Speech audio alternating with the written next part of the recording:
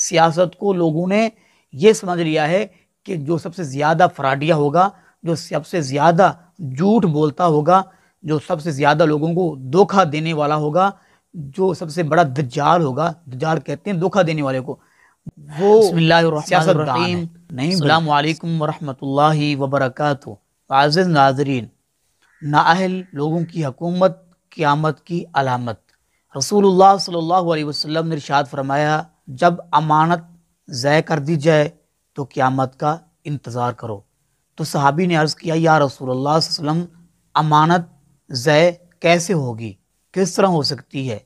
تو اللہ کے حبیب علیہ الصلوۃ والسلام نے فرمایا، جب معاملات نااہل لوگوں کے سپرد کر دیے جائیں تو قیامت کا انتظار کرو، قیامت قریب ہے۔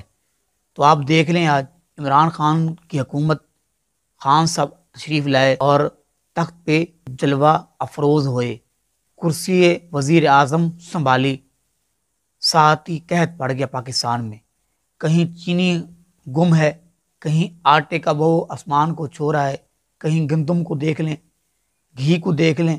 یہ تو ہر چیز، ہر انسان، غریب سے غریب انسان کی ضروریات ہیں، اور جو پھل ہیں، جو گوشت وغیرہ ہیں، وہ غریب انسان کی پہنچ سے دور ہیں۔ تو یہ اللہ کے نبی علیہ الصلوۃ والسلام کے فرمان کا مفہوم ہے۔ جو آپ نے ارشاد فرمایا، جو آپ نے بیان فرمایا، وہ یقیناً سچ تھا، ایک دم سچ۔ جیسے ہم اس چڑھے ہوئے سورج کو دیکھ رہے ہیں، اس میں ہمیں کوئی شک نہیں لگتا، اسی طرح اللہ کے نبی علیہ الصلوۃ والسلام کے فرمان میں کوئی شک شبہ نہیں ہے۔ جو شک شبہ کرتا ہے وہ ایمان والا نہیں ہو سکتا، اس کا ایمان نامکمل ہے، اس کا ایمان ہے ہی نہیں۔ لوگوں نے ووٹ دیے اور ملک کا کیا شر کر دیا، یہ میچ کھیلنے والے کھلاڑی، ان کو کیا پتا؟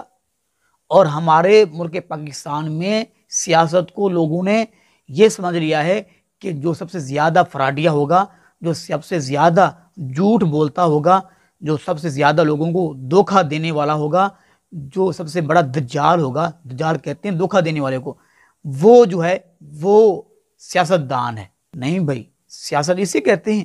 اللہ کے نبی نے فرمایا کہ بنی اسرائیل کے انبیاء وہ سیاست کرتے تھے، ایک نبی آتا تھا، دوسرا ایک جاتا تھا، دوسرا اس کی جگہ پہ آتا تھا، اور وہ سیاست کرتے تھے۔ سیاست یہ نہیں ہے کافروں کے ساتھ سیاست کرو، جنگی معاملات میں سیاست کر کے آپ جو ہے وہ ان کے ساتھ مقابلے کرو۔ تو یہاں جو جتنا بڑا جھوٹا ہوگا، فراڈ کرنے والا ہوگا، وہ بہت یہ بہت بڑا پکا سیاست دان ہے، یہ سیاست دان ہے۔ یہ ہماری بھول ہے، اس میں ہماری بھی نااہلی ہے، ہم بھی دیکھتے نہیں ہیں۔